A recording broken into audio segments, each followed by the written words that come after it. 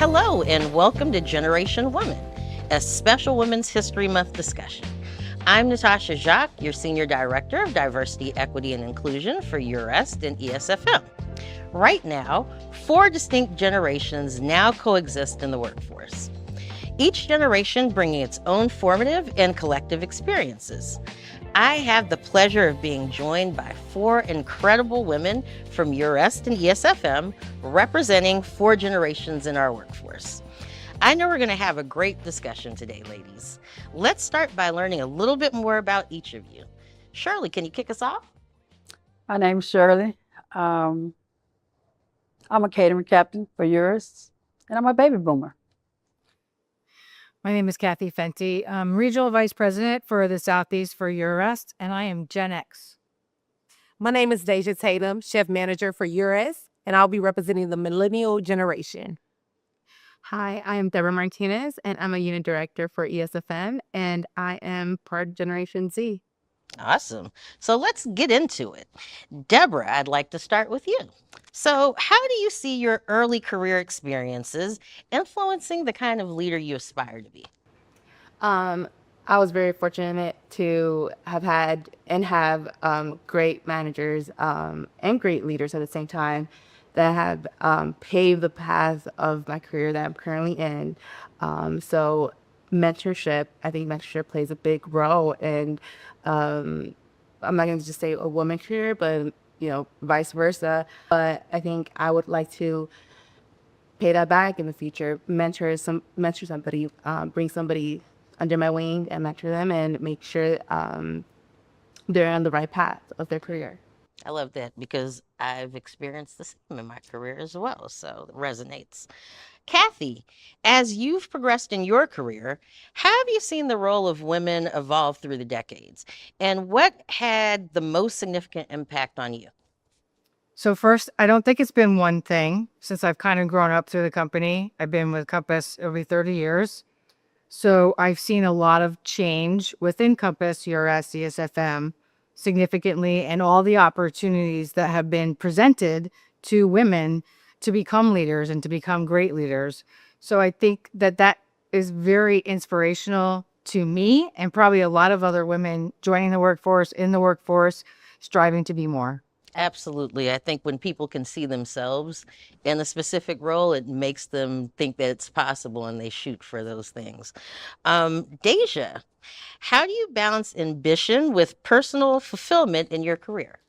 Balancing ambition with personal fulfillment is something that's very important as you go through your career. Most recently, over the course of the last year or two, I've had the pleasure of being a student. I most recently graduated from UNC Charlotte. I'm also a mother, as well as being a chef manager, amongst all of the other roles and responsibilities that we have. And your ambition can kind of begin to diminish as you take on so many responsibilities. But in order to keep that on, I think it's very important to, yes, be present and be where your feet are and be where the right now is, but also remember where you're headed and where you see yourself going and all of those things that are important to you. All of those things cohesively, they ensure that your ambition remains intact as you go through your career. I love that, Deja. Shirley, can you share an important lesson you've learned from nearly 4 decades in hospitality and how other generations can benefit from it? The most important that I've learned in hospitality is having patience. You have to have patience. And me, I was a person who I needed to learn. I wanted to learn. So anything that was out there for me, if you want to show me, if you're trying to teach me, I'm like a sponge. I'm going to suck it up because I want to know everything I can about hospitality because it's going to help me grow. One day I might want to have my own business. I know how to use it. Absolutely. I know how to use it. Now, I'd like to ask the group some questions. So, Kathy, mentorship is a driving force for growth, experience, and building community. Can you tell us more about mentorship and how it's shaped your work life? I believe that mentorship comes in very many forms throughout your life and career. So you take pieces from people that guide you and help you throughout your career to get you where you are today. The biggest piece I take from that is to make sure we pay it forward and give that back to somebody and help them grow their career in what they want to do and be the leader for them moving forward so they can move forward. Yeah, absolutely. Deja, same question.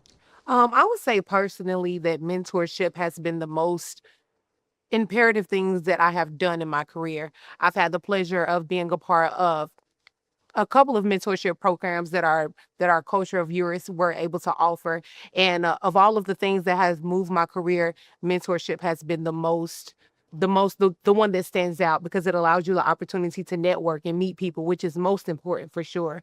But more importantly than that, you build a community of people that you can call on when you need something, and that's more important, most important in the career world that I see myself working in. That it's not an island that you work for, live on, but you have people that are there for you that help you pull you up and hold your hand as you move forward for yourself.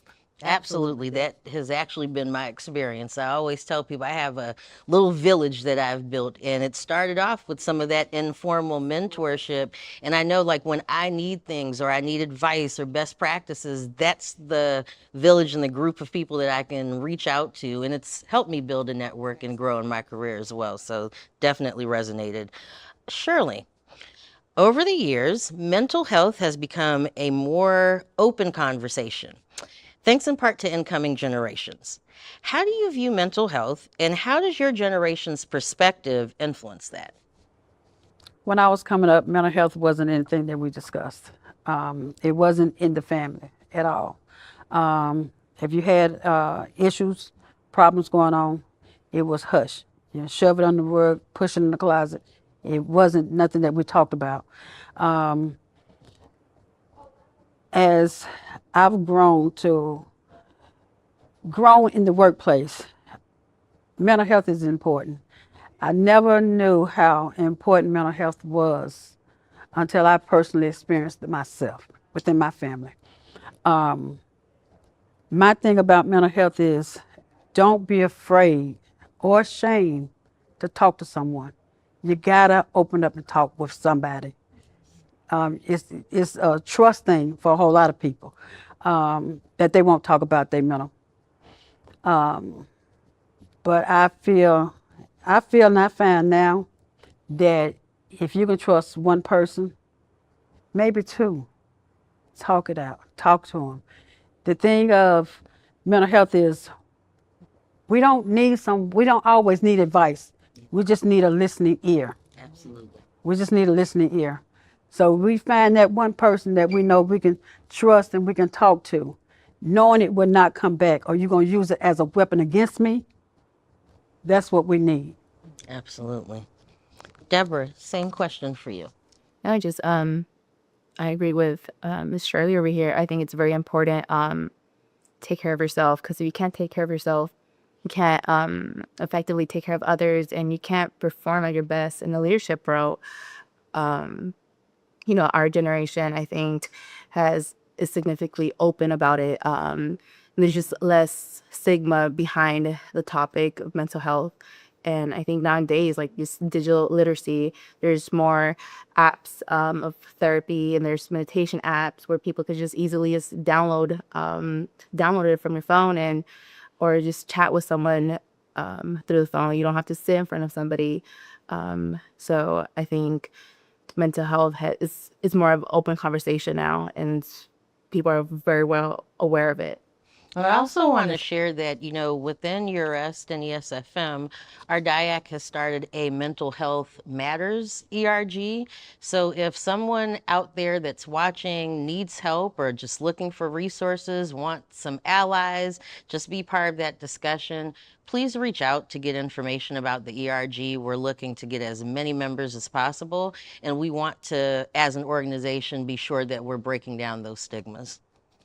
Now, how has motherhood influenced your approach to work-life balance? And this is a question for all of our panelists. I'll start with you, Deborah. Prioritizing your time, making sure you don't bring work home, and just some piggyback from prioritizing, so you won't feel burned out and either your motherhood role and whatever role you play within within our work. Awesome. Deja? I would say for me that motherhood is one of the greatest joys that I have. I get the pleasure of having two babies who look up to me and they think that what I do is the coolest thing ever. And so while I may be a chef manager now, I'm a mom forever. So that always Absolutely. comes first for me. And just as Deborah stated, just prioritizing your life and organizing things in a way that you have that balance where you don't take work home, but you also don't bring home to work as well. Having those calendars set, having reminders set, and just having a very Monday through Friday scheduling for yourself, and planning properly so that you can be able to be successful in your career for your children, but also be a mom to your children as well. Absolutely. Kathy? So organization, of course. Mine are grown, so it's a little bit harder to recall, but they do come first and foremost, and they always have and always will. But make sure you plan and you have a backup plan to that plan, because Plan A through Z, right? that doesn't always work. But as long as you keep your family first and prioritize, I think you're good as gold. Miss Shirley? Patience. For me, for some reason, I don't know why, I've always been able to take care of my family first and my job to a point to where I go home, it's all about my kids. When I'm at work, it's all about my team. So, and with that, you have to have patience. You have to have patience so when you're at work, you're able to focus, able to concentrate on what you're doing at work, as well as once you cut that clock, you go home, you're on another clock. I always tell people my real job starts when I get off of work. For sure. Exactly. But for me, I would honestly say it's just having grace and being able to understand that you can't be everything to everyone at every time. And ensuring, and this is something that I'm learning this year, it's something new for me, that I'm pouring into myself as much as I'm pouring into my children and into the work. Like don't feel guilty about having a moment to just pour into yourself. So, one final question, and I'd like to hear from all of you again. And Deja, I'm going to start with you. Can you share something you've learned from another generation at work?